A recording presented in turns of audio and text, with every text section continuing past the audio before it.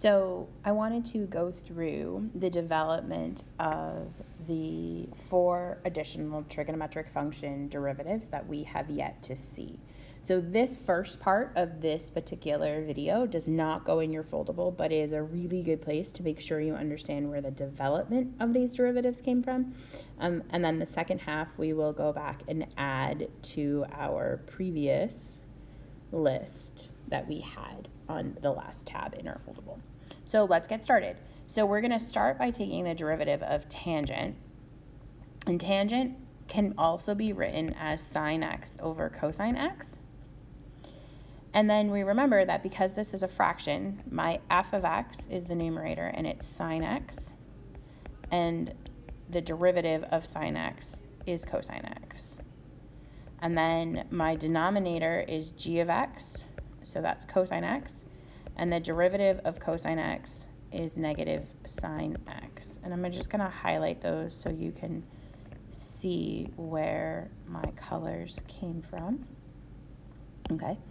And now remember that when you do the quotient rule says g of x, so cosine x, times f prime of x, so cosine x again, minus f of x, which is sine x, times g prime of x, which is negative sine x, all over g of x squared. And remember, we put the 2 inside so that you don't accidentally screw up your algebra, because it represents the entire quantity cosine x being squared. Okay, so when I simplify this, I end up with cosine squared plus sine squared over cosine squared. And back in pre-cal, you learned some Pythagorean identities, and one of them says that cosine squared is equal to, cosine squared plus sine squared, is equal to 1.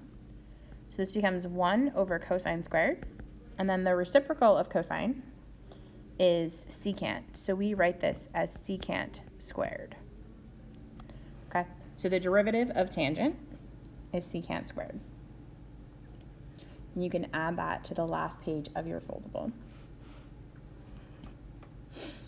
Next up, after tangent, we're going to talk about cotangent. And we're going to use the same exact theory, but remember that cotangent can be written as cosine over sine. So here, my f of x is cosine, f prime of x is negative sine, g of x is sine x, and g prime of x is cosine. We'll go ahead and highlight, and we'll use the same colors for my f of x and my g of x as we did before. I'll try to stay consistent. Okay. So again, the quotient rule says g of x, the denominator, so sine x, times the derivative of, so negative sine x, minus f prime of x, f of x, I apologize, which is cosine, times g prime of x, which is also cosine, divided by g of x squared, so sine squared.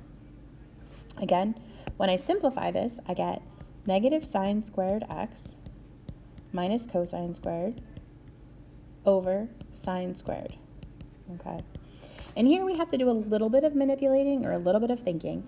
These are both minuses. So I'm going to factor out a negative 1, and I'm going to get sine squared x plus cosine squared all over sine squared.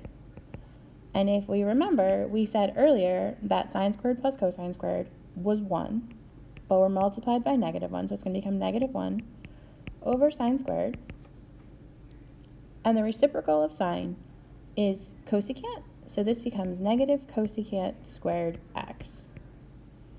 So the derivative of cotangent is negative cosecant squared x. 2 more. So next up is secant x. And secant can be written as the fraction 1 over cosine. Okay, so again, our f of x is the numerator, it's 1. The derivative of f of x is 0. G of x is our denominator, which is cosine, and g prime of x is negative sine, the derivative of cosine. We'll go ahead and highlight in our same colors that we've been using, so we are consistent. Okay, following the same process, so we're going to do cosine x times 0 minus 1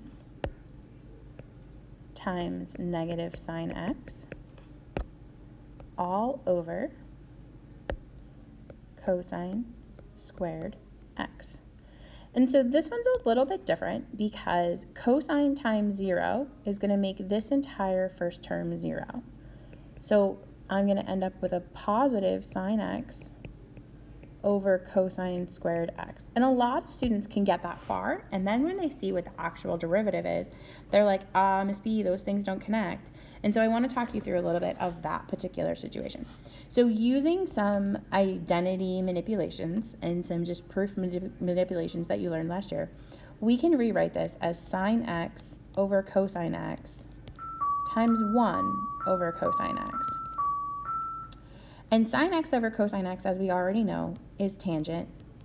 And 1 over cosine, is secant.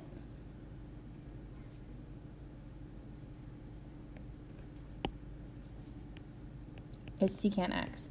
So the derivative of secant is secant tangent or tangent secant. Multiplication order does not matter.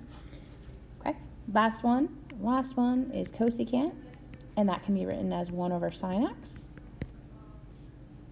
Okay, here again, f of x is 1, f prime of x is 0, g of x is sine, and g prime of x is cosine. Let's stick to our same colors for highlighting purposes. And go ahead and follow our quotient rule. So sine x times 0 minus 1 times cosine x all over sine squared x. Again, this is 0 this time, so I end up with, as a final answer over here, negative cosine x over sine squared. And as I mentioned before, that's a perfectly acceptable answer, but that's not the answer you're going to see if you look up the derivative. So we need to manipulate this to become cosine x over sine x times 1 over sine x, which gets me negative cotangent x cosecant x. And again, order doesn't matter, so you're welcome to say negative cosecant cotangent. That's perfectly acceptable. Okay. So all 4 of these, there's already a spot in your foldable on the very last tab for trigonometric identities. It looks most likely something like this.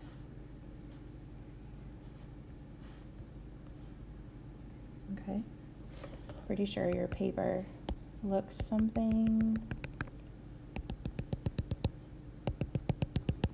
where you have trig here and the last tab of your foldable. And right now you already have the derivative of sine is cosine, and you have the derivative of cosine is sine. And what we're going to do is we're going to add in here that the derivative of tangent is secant squared, the derivative of cosecant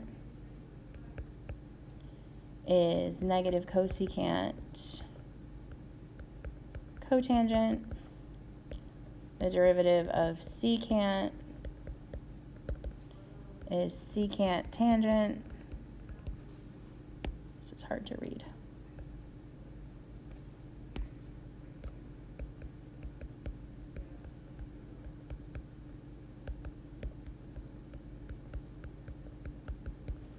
And the derivative of cotangent